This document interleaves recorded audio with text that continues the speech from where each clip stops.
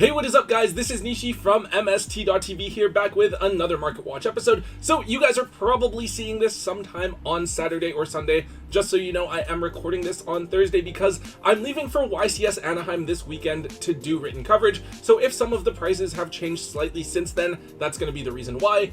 But we've had a really busy week this week. I think the release of crossover breakers right before YCS Anaheim is definitely causing a lot of uncertainty and movement within the market, especially with both Malice and Ryzeal expected to be meta-relevant strategies. So today we're going over a few buyouts that we've seen over the past week or so. With the release of crossover breakers, I'm sure we're going to see more and more of this similar movement in the weeks following. Let's get started. Kicking things off, let's talk a little bit about Solemn Judgment. Now this card is effectively an Omni-Negate, as it's able to negate spells, traps, normal summons, or special summons that don't start a chain, basically everything except for activated monster effects. So in the current format, Ryzeal is expected to be a top tier strategy. The deck is tier 0 in the OCG, so even though we're just getting the cards here now and won't have any real results until after YCS Anaheim, it's pretty safe to assume that the deck is still going to be really good. However, the Ryzeal deck does have some pretty clear weaknesses. They don't have access to Omni-Negates, so they can be almost completely blown out by cards like Book of Eclipse, Dark Ruler No More, or Forbidden Droplet, and this has led to players looking to siding in Solemn Judgment when going first in order to have a way to survive those blowout board-breaking cards. Now that said, Solemn Judgment has an insane number of printings in basically every rarity you can imagine, even a Ghost Rare printing. Rarity Collection 2 made the card extremely accessible, so if you're okay with playing Supers or Ultras, those should be budget options that are always going to be available. However, I want to take a look at two higher end printings that I would expect most players to have access to if they really wanted them. With the Quarter Century printing from Rarity Collection 2, this version of the card was down at around $15 to $20 because it wasn't seeing much play when the set came out. However, over the last couple of weeks, the card has spiked. First it hit $30 and now it's settling at around $40 per copy. The other version worth noting, I think, is the OTS Tournament Pack Ultimate Rare, which is actually down quite a bit. This was around $60 to $70 a year ago prior to Rarity Collection 2 coming out, but has now come down to around the $40 mark as well. Personally, I prefer the Ultimate Rares since I think they're a bit cleaner, but in general, it's really just going to come down to whatever your personal preference is. The next card we're looking at, because of the volume of the card that's been moving recently, it's Protect Code Talker. So this card is a generic Link 3 monster meant to be used by the Cyber strategies. It protects your Link 4 or higher monsters while it's on the field, but also if you control a Firewall Link monster, you can banish other Link monsters from your graveyard that have a Link rating of exactly 3 and then special summon this card. So this card is a tech that players are looking at in the Malice extra deck. The deck is always trying to end on Terahertz, so going through this card as one of your Link bodies means that you can have access to this card as protection later on, and of course, it gives you a way to banish Whitebinder on your opponent's turn, who can be summoned back and used as a DD Crow, while also triggering the effects of other Malice cards in your graveyard. Now, Protect Code Talker was probably a really easy card to overlook. It has just one printing as a super rare from Cyberstorm Access, and it didn't get a reprint in the tins, so it's a card that's just old enough to where people probably don't have it in their trade binders anymore. You probably have to go and dig it up out of some older holo bulk. That said, there has been a ton of copies of this card selling on TCG Player over the last couple of weeks, and the card has gone from 50 cents up to between $1 and $2. I think there's only a few listings up now before it's a solid $2 card. This is something that you guys will definitely want to dig up out of your holo book to try and offload to all of the players that will be looking to build Malice at your locals this weekend. I do want to take a second to remind all of you to check out our website, MSTmerch.com. Now, over at MSTmerch.com, we have everything that you will need to optimize your Yu-Gi-Oh! Tournament experience. We have the basics with white, black, pink, and our new purple matted sleeves, which are my personal favorites, as well as smooth and matted sleeves to double sleeve your valuable cards and sleeves with for tournament play. But we also have some other items that you can really use to customize your collection. We have amazing foil sleeves, including some with the MST.TV logo, and dividers and subdividers so that you can keep your collection perfectly organized and easily accessible. I'm also excited to let you guys know that we've extended our Black Friday sale just a little bit. It'll be coming down early next week, so be sure to take advantage of it while you can. If you want to try out some sleeves for the first time, now is the perfect time to order them before your next big tournament. Or if you've ordered them before but need to restock, we've got you. Whether you're a casual or competitive player, I'm sure that you'll find something perfect for you over at MSTmerch.com. The next card we have here is Pot of Desires. Now this card is apparently another card that's starting to see meta play once again. This time I believe it's primarily being used in Yugioh, but I've seen some Malice lists trying this card out as well. Now sure, both decks do have 1-ofs, right? Yugioh has Cross, Plug, and Hole Thruster, while Malice has 3 different 1-of trap cards. But the idea is that you want to pull all of your 1-ofs out of the deck and then activate Desires. Since the rest of your deck is 3-ofs and non-engine, theoretically you're drawing into some solid hand traps or other non-engine to supplement your engine, and that should be enough to win you the game. Now just like with Solemn Judgment, Pot of Desires is a card that has a plethora of reprints. There's actually 15 different printings of the card available, so you can play the Structure Deck Commons or the Toon Chaos Rares if you really want a budget printing, or even budget holo printings since the card was in Rarity Collection 1. Just like with Solemn Judgment, we're looking at 2 higher end printings. The QCR printing was down at around $15 to $17. We've now seen it double up to between $28 and $30 per copy. The other version I want to make note of is the Ultimate Rare. They were actually pretty cheap for an Ultimate Rare, coming in at only $30 to $35, but Rarity Collection brought them down even further, down to around the $17 mark.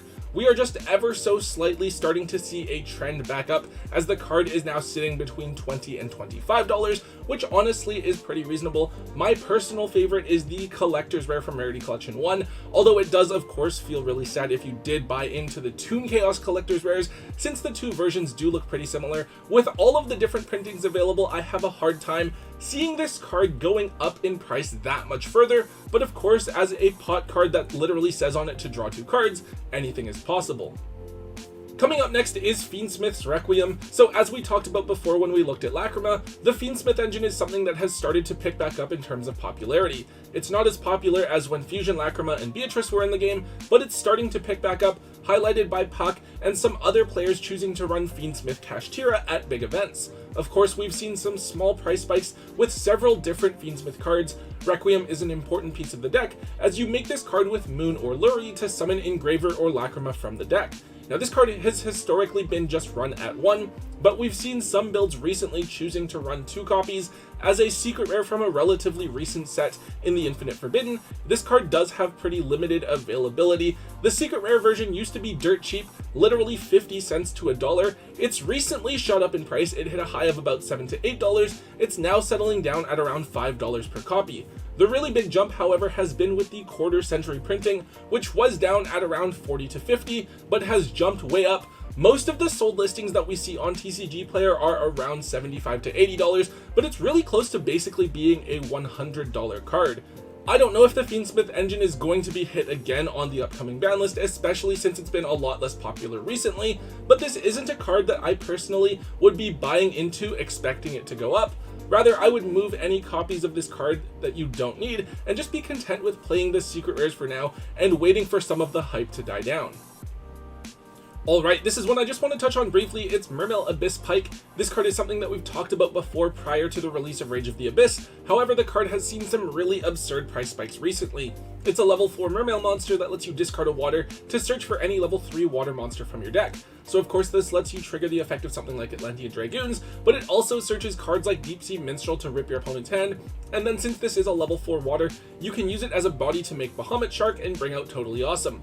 Overall, the Mermail deck is really strong. Even though it's not exactly top tier necessarily, it can definitely probably win a regionals or maybe topple YCS. That said, Abyss Pike has just 2 printings, and they're both going insane in terms of price. The card got its 1 holo printing as a super rare back in Astral Pack 5, which is quite a few years old right now. This card was $20 a couple of months ago, and I thought that was already really high. It's now a $35 to $40 card with actual sold listings around that price. Its other more budget printing is the original rare from Abyss Rising. Those were $3 to $4 each, but they're now coming in at $12 to $13 a piece. If, for whatever reason, you still have this card, this is something you should definitely be looking to offload before a reprint brings its price crashing back down, especially since it seems incredibly likely that this card will be reprinted in the Quarter Century Stampede set coming in early 2025. Moving on, we have Orchestrated Return. So this is of course an Orcust spell card. It lets you send an Orcust or World Legacy monster from your hand or face up on your field to the graveyard in order to draw 2 cards. Now historically this card was played in Orcust back in the day, but it was generally just a one-of since you wanted to set it directly out of the deck with Galatea. Now in the current format, Orcust isn't top tier or anything like that, but it's a surprisingly viable deck, able to do some cute things alongside the Horus cards to function as a sort of consistent mid-range combo deck. Moving forward, Orcust should be getting some support at one point in 2025 in the form of a new Link 1 monster, which is actually really good. It lets you search for the Orcust field spell, which means that Galatea can get a card as well, so you don't have to choose between getting just one of the field spell, Return or Crescendo. Of course, only time is going to tell if it's actually going to be good. It might be difficult if we still have Dimension Shifter running around in the game, but we'll have to see how the format evolves. Looking at this card now, I'm not sure if it's something that the deck will want to end up playing at 1 or 3. On one hand, it's something that you would like to resolve every game, so running more of it means that you can Galatea for Crescendo and still have a good chance of seeing Return to draw cards. However, the card is a hard once per turn, so it would really suck to see multiples of it in your opening hand.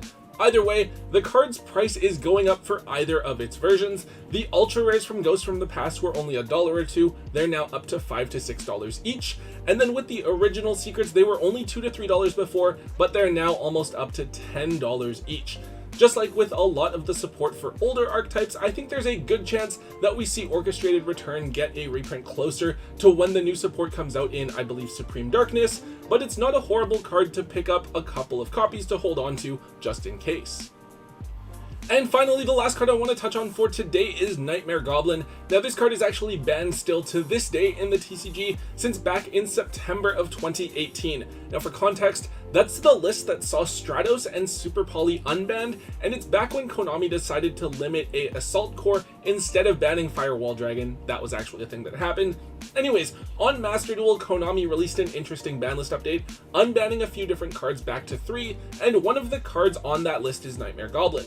This card is interesting for us here in the TCG because it potentially gives us some insight as to what Konami is thinking and hints that perhaps the same changes could be made here in the TCG.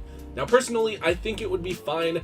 Goblin doesn't feel like it would be broken in the context of today's game, since you have to give up 2 monsters to make it and then discard a card to get an extra normal summon, which I'm sure is still going to be used in some decks and still seems okay, but hardly seems like it would be broken in the year 2024. Regardless, Nightmare Goblin has just one printing as an ultra rare from back in Flames of Destruction, so it has never been reprinted at all in its lifetime. Historically, this card has only been $2 to $3, as some people blindly speculate that it could be unbanned at any time, though this is the first time that we have any sort of concrete reason for thinking that that might happen. Because of this, we've seen the card spike in price to just under the $10 mark. Hopefully, if Konami does decide to unban it, they'll give it a reprint in the Quarter Century Stampede or some other sort of reprint set, making it a bit more accessible before bringing it back into the game. Alright guys, that is all we have for today's episode. Definitely excited to see what's going to be happening this weekend at YCS Anaheim. I'm sure that Ryziel is going to be really impactful on the format, and we're definitely going to see some buyouts because of the deck and how it performs, but I'm also really interested to see how Malice performs because I think Malice is pretty clearly a step behind Ryziel in terms of power. I'm just wondering if it's going to be very similar to the OCG, where players are learning from how they've played over there and kind of adapting to the TCG here, or if it's also going to be like several steps behind and just really fail to perform. Anyways guys, if you did enjoy today's Market Watch, please make sure you let me know by hitting that thumbs up button. Make sure you leave a comment in the comment section down below. Hit subscribe if you haven't already, and until next time guys, don't forget to hold on to your MST.TV.